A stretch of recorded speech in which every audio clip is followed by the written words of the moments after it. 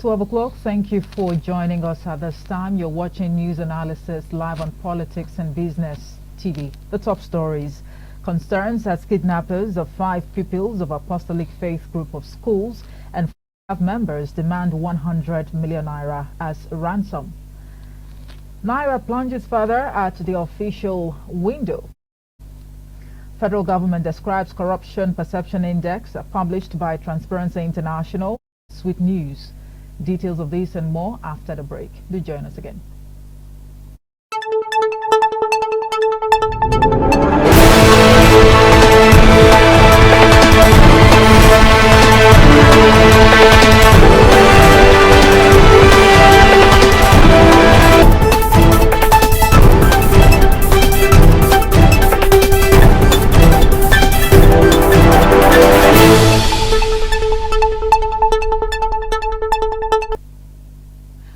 Welcome back. I am Omoy for Peace of Semere. Now, the Supreme Court has dismissed an appeal by the All Progressives Congress and its governorship candidate in Adamawa State, Aisha Dahiru, known as Binani.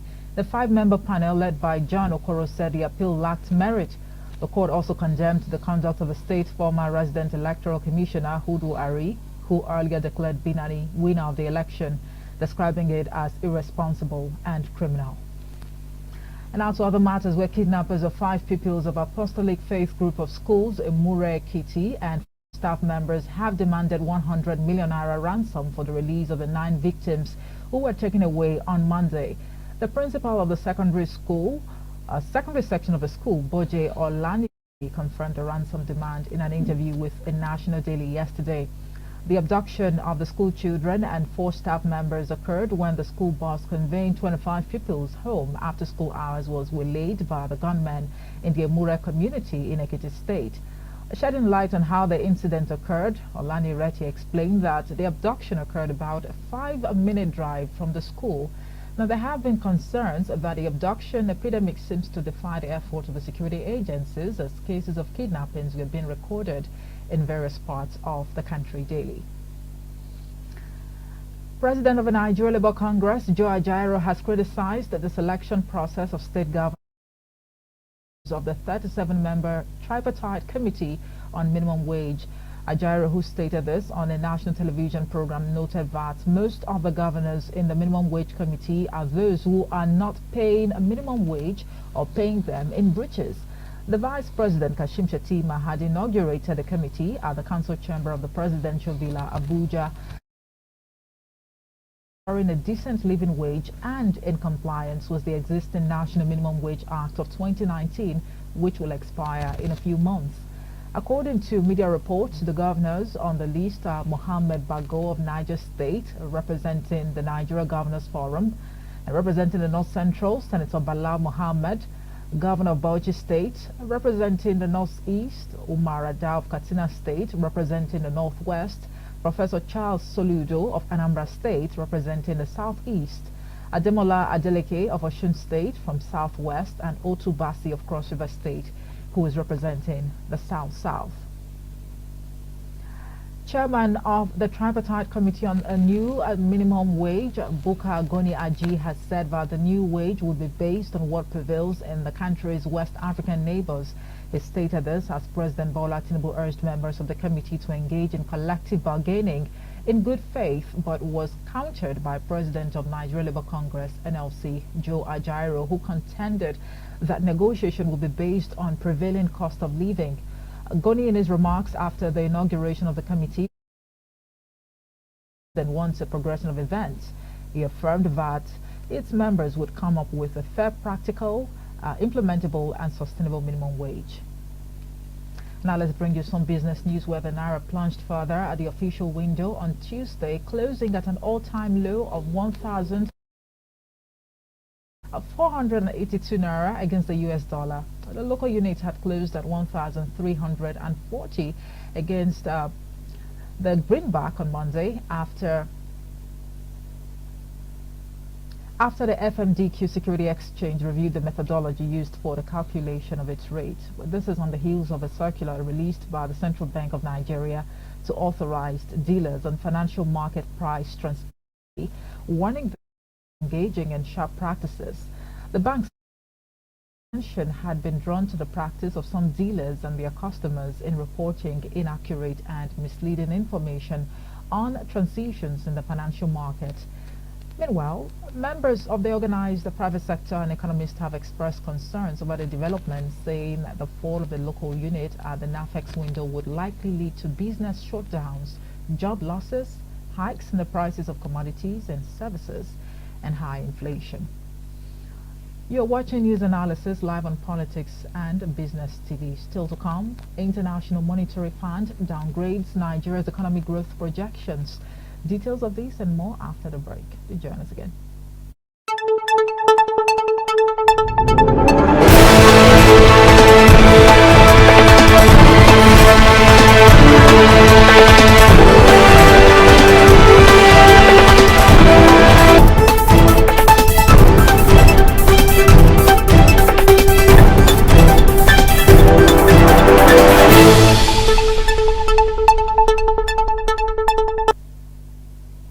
Welcome back. You're watching News Analysis live on Politics and Business TV. Now, the International Monetary Fund has downgraded Nigeria's economic growth projections for 2024 to 3.0%. It disclosed this in its World Economic Outlook update, January 2024. In a table, the IMF estimated that Nigeria's economy grew by 2.8%, a slight decline from the 2.9% it forecasted in October. According to media reports, the international lender expects Nigeria's economy to grow by a percentage point to 3.1% in 2025. Its 2024 projection is a lot less than the 3.76% the country's government expects in 2024. In its October update, the IMF stated that Nigeria's slow growth would be because of weaker oil and gas production. Now, Nigeria has ranked 145 out of 180 countries and scored 25 out of 100 points in the recently launched 2023 Corruption Perception Index published by Transparency International Nigeria. The 2023 CPI is the first index under the presidency of Bola Tinubu. This represents a rise in 5 places above its previous ranking in the 2022 CPI, where Nigeria placed 150 out of 180 countries and scored 24 of 100 points. The CPI score indicates the perceived level of public sector corruption on a scale of 0, representing highly corrupt, to 100, representing least corrupt perception. Nigeria reportedly had its lowest CPI score in 1996, scoring 6.90, and its highest ever being 28 in 2016 in the first year of President Muhammadu Buhari's administration.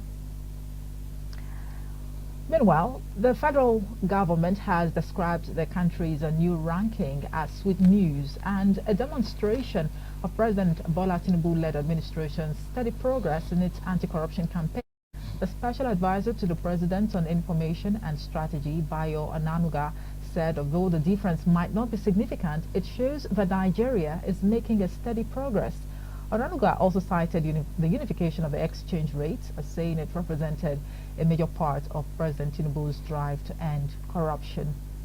Joining us now to discuss this is the National Secretary, Coalition of United Political Parties, CUPP, Peter Ame. Good afternoon and thank you so much for joining us. Thank you for having me. Right, good to have you. I mean, it is the last day, in the month of January. I mean, January has been one hell of a month, one would say. But now it looks like we are going to be ending the month, with good news, just like the federal government has reacted to the country's new ranking, as sweet news. But let's get your thought first of all. Would you say this report is indicative of Nigeria winning the war against corruption? No, I believe so. If you look at what you read out, you discover that the first year of Buhari, in office, because of the, when people come into office, there's this running up and down, all this show of force that they do with our economic system. Oh, we do this, we did that. The CPI during Buhari's first term was the lowest he got throughout while he was in office. So the same thing, the same CPI that we're talking about was scoring 24 points out of 100. If you've attended to school, you know that failure is still failure, no matter how you try to color it. For me, I'm not happy with what is happening because I study economics, and I know for one thing that if you want to do this CPR, they talk about public sector corruption. They are not even looking at what the rural area is actually going through, the poverty in the rural area, the failure of the local government system, the embezzlement of the local government resources, which even this will talk about 40-something trillion since 1999 date has been embezzled by state governors. So this CPI is not something that Nigeria should be rejoicing about, and it's not something that even APC government should rejoice about, because they have really driven us into a very deep hole as concerning the the perception index all over the world. So it's not a discussion that we should be having that we have dropped about 4 or 5 places, and then we should be celebrating it as part of the achievement of even the spokesman for the president said that it's quite insignificant. So we can't be celebrating it. I don't think celebrating such thing and even releasing press statement for it, it shows how ridiculing the Nigerian governance system had become. No, but you did say earlier that failure is failure, right? Yes, of course. But if you have a child who is in school and then the child actually, like, he's fond of coming last, in class, and then he actually move 4 points. I mean, 145 over 180 or how many? What I would do to my child is what I would do to those in government. If he gets back home, I will re-enroll him. I will encourage him to restudy, to do that, and I'm not going to go on public spray to start to praise that my child have come 5 steps. No parent will have that courage to go on the street to do that, because the other parents will even look through the window and say, why is he celebrating? Is he the fault? Is he the reason why his son is even failing? Because the way he has acted. So basically, the desire to reduce our governance system has been made like whatever pedestrian discussion that would be. We shouldn't release press statement for such a thing. What the government should do is to study why we are still at the lowest level of the study. We should study it and then reanalyze it and see how we can free public sector corruption, how we can, whatever we would do to remove the corruption in the procurement how they call it, the process, whatever we would do to also remove the corruption in the appropriation, department, how they call it, this of the National Assembly, because they have over bloated contract sum that people talk about. People want to do 6 kilometers of road that shouldn't go beyond 600 million. People are budgeting 30 billion Nigerian money to do such road. Chief, but you don't understand that corruption is not just in Nigeria. I mean, in other climes, there are also cases of corruption. No, but what I'm saying is making it look like it is actually, what I'm saying, you don't know how our people are very heartless. The people in government, our people are suffering. That's the pain. We can't come and we are not tongue lashing the government or trying to be more opposition all the time. We can't praise this. I'm telling you. Have you gone to my community? Have you seen how people are suffering in rural areas? This is not, this can't transform into the life of how people should live a better life. What the government should do with immediate effect. Look at today, the naira rate as I'm talking to is about 1,480 something naira. What society lives like that? That means you bring $700 here, you are talking that you are already a millionaire. So we don't want that situation. What I'm saying is that for the government, I've not seen them do anything specific that is leading to the drop in the corruption or perception index. It is just that they have removed fuel subsidy, and maybe that's one of the basic. Of course, that's what Bionasa has come out. Basic how they call it criteria that Transparency International has used, to try to judge our CPR index. So for me, whatever they have to do to show that there's an effective process of transparency in the award of contract, in the bidding of contract, in the publication of contract, in putting it out to the public, that a young man who believes in his capacity to run a business can go and bid for a business without knowing those who are power banks behind such contract. Because so Chief, that's where the problem lies. Let me bot you. If you'd let me, do you actually have, an issue with reports like this? Maybe you would want to question the integrity of, reports like this. No, it will be Transparency International. They've done a good. Yes, what I'm saying is that yes, I agree Nigeria dropped, but you could study the data and then look at Buhari in his first tenure. Nigeria also dropped. It was the best score we had in the whole of Buhari tenure. This is like a tradition. Yes, it's like a tradition. You assume office or duty. I mean, you do some, and especially when the government that comes.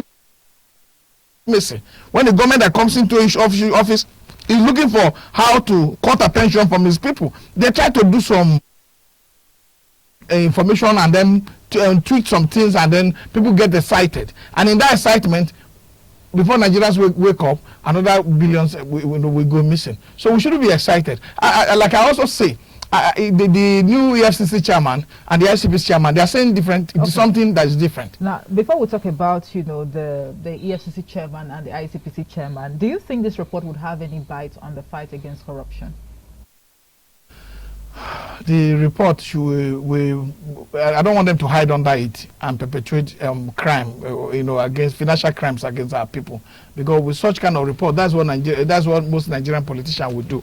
They'll look for a way and hide under it and say, CPI, indicate that we were doing well and we are doing well with corruption, so we are still doing well. So we wait for the next report next year, and by the time next report come next year, we would have had what we should, be talking about. So what we should do as responsible Nigerian citizens is that we should collectively put ourselves together, remain as watchdog to whatever report has been released, and continue to monitor the activities of those in government and see how they manage the resources, especially with our budget processes, and see how they implement those processes, and see the transparency that comes to bear in the award of contracts.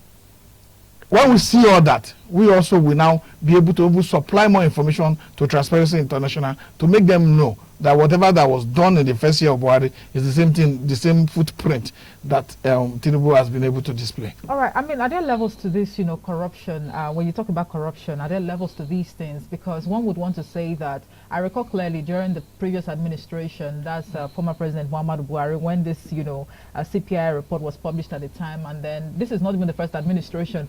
Of course, the presidency came out to refute and dismiss the report that, I mean, this has some sort of undertone. Perhaps, it was influenced by the opposition, to tarnish the image of, the administration at the time.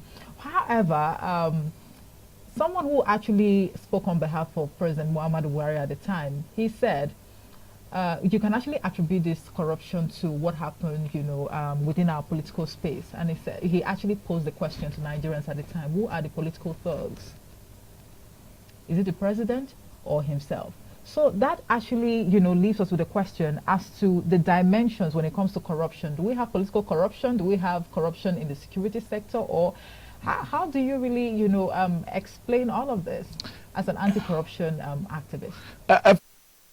In every sector, we have political corruption. We have economic corruption. That's why we. So, which is the major trigger or the major driver? The major driver of the economy. Yes. It just people believe in fraud. It's money. People just want to amass money without working for it. You see, when I talk about corruption, both in the political sector, is where you find out that people tend to, get into office without being voted for. It's corruption, and people use money, resources, public resources to try to do that. So who do we blame for that? We blame those in government, because people like as I'm talking to you, the president is out of the country. He's not on leave.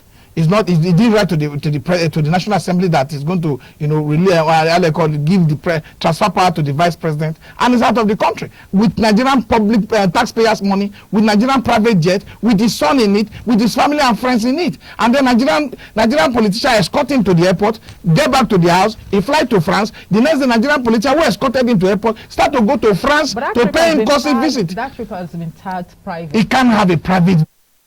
He's not a private citizen. Whatever he's spending today is not private money. The jet is using his public resources.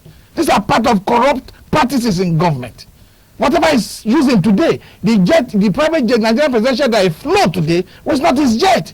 We know he has his private jet, but he's not a public official. As soon as you put yourself before Nigeria that you are going to contest for an election, whether you win rightly or wrongly, you are now responsible, and you must be taking decision in line with the dictate of our constitution and be responsible to the Nigerian citizens and the Nigerian laws. You've not transferred power to the Vice President. You've not written to the Senate President, whether you are traveling on medical leave or vacation, and then you are out of the country. And then Nigerians start to run on autopilot, and there's the kidnapping everywhere here. These are part of the thing that fuels corruption.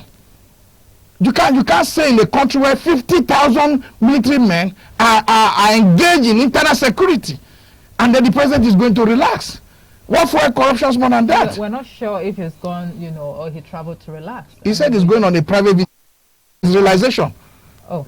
If the people say it's going for medical checkup, I wrote a press statement from our organization saying that we're back to Buhari era, when the president is answerable to nobody. It's only they see themselves as the powerful organization. As soon as they take over this authority of government, they see that Nigerians should be happy that they are doing it for us. So corruption is beyond just talking about political corruption. You know, in the security sector, there's so much corruption, and that's why we have not been able to deal with with the NNPC sector, the oil sector, one of our major earner of foreign exchange and local currency. Have you seen their report? The auditor report, where NNPC used about 100-something billion as travel allowances, when the money budgeted for both travel, feeding, and newspaper and all this is more than the budget of four ministries, including the Ministry of Defense. Indeed, there's been a call by Nigerians. They're having calls, rather, by Nigerians for a court, in the cost of governance. So much to talk about there with a lot to take in. But now let's bring in the foreign exchange, aspect into all of this. One would have thought that, the president making a declaration May 29th last year that there will be a unification in exchange rates. We really won't be having issues with, the free fall of the naira. So the fluctuation is still ongoing. What does that tell you? It tells me that this government, they are using us as a learning curve, for whatever thing they are doing. Because for you to make such declaration, there would have been proper economic policy on ground. Because when you make such declaration, you send chaos into the economic system. Even those who are involved in zone 4 here in money changing start to look for a way to try to look for a way to get more profit on the process. Involved in naira, they are not more powerful than the government. The government force in any society, including Nigeria. But have you seen any politician as zone 4? Who changes money from there? Who has the money? Is it my neighbor, my village people from Ogugu, or the person from Okpo? Who has the money to change? Or is it the boy that their parents live in massacre that they are struggling to pay rent because of bad economy? Who has the money to change? Is it not the same thing we're talking to Buhari time that there was round tripping, that people were going to CBN? Even Emir Sanusi said it. These are not discussion in bedroom. These are public discussion that people are pretending as if it never happened. That people can become billionaire by just going to CBN, get 2 billion foreign currency, go outside and round trip it, and you are a billionaire overnight without doing nothing. That's why we tell you that government is a government institution. Sponsor, promote corruption, and then even are the greatest terror organization in the world. Because if government is willing today to say that the insecurity that we suffer, if you look at the lowest what we have in the CPI, it was 1996. That was military regime. So if government wakes up today and say they will end corruption in the procurement, in the Ministry of Defense procurement, or what they call it, sector, if they say they will end that, and then we'll have safety. If you go to section 14 of the Constitution, that's where it said clearly that the primary aim of governance, of those in government, their primary aim, they don't have to do anything. All right. Is to protect the people and create welfare for them. Those are the two functions, and yet none of them is working. While some Nigerians actually believe that the subsidy regime is still, ongoing in the country, we also understand that before now it's just, a few Nigerians that have been enjoying the dividends of that subsidy regime. But as it is, what do you think this will portend for the next report? I hope do you think fuel subsidy is still in existence? Yeah, I believe so, because they call it undercurrent, on that, NFS try to use whatever language they use around it, and that's why we feel that the president should not be the minister of petroleum. What the president should do today is to take more seriously to be minister of defense, because that's where the situation is. Without a proper secure society, nobody is coming to invest. Without a proper secure society, nobody will come for tourism. Absolutely. So these are very key things. So I do not know why the intentions of the president most time, whoever comes in, wants to be minister of petroleum instead of minister of security. Okay. So these are challenges, and we will pray that it comes to pass. We will not wish our country bad. We pray that the corruption index is reduced by 2025, but we are 2025, but we are not thinking that it will happen by magic wand. That there are proper procedures and plans that this government must put in place for it to happen. Okay, let's now bring in the anti-corruption agencies, into the conversation. Recently, the EFCC boss came out to lament that some EFCC officers, have been, found collecting bribes, from people who they are meant to investigate and all of that. And before now, some Nigerians had, come out to say that the EFCC is like a tool before every, administration. Every administration. So is EFCC, has it been able to really help in the fight against corruption in the country? The fact that they cannot investigate those who are close to the president or those who are in the presidency is also a limitation in the fight against corruption in any country. But the current chairman has made a very fundamental statement, because it's like a statement made by Yar'Adua when he was elected by INEC and declared as winner, and he said, no, the process that brought me aboard as president as in the election is corrupt, and it's not flawed, it's flawed. So that is one very outstanding statement that we will continue to look forward to from people who get into office. And that's what the EFCC chairman has done. He has said that there are people in our organization that go about collecting bribe from those who they are supposed to investigate. Don't you think he said that to score some points? It's not about point. He's a lawyer. Commission for a long time. Yes, he's a lawyer. He's a seasoned lawyer, and he knows that he has a reputation to protect. He has a legacy to build for himself, and I think he intends to do that. So we keep watch. You can look at the ICPC chairman too. He's saying that he will go to court to defend some of these cases.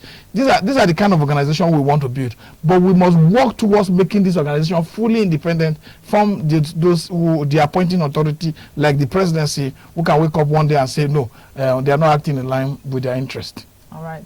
Well, I'm afraid we just have to leave the conversation here now because of time. Peter Ame, the National Secretary, Coalition of United Political Parties, CUPP. Thank you so much for your time and analysis. Thank you for having me. Right, and that's it for news analysis today. Thank you so much for watching. I am Omoife Peace Osemere. I'll be back at the top of the hour with the news update. Good afternoon.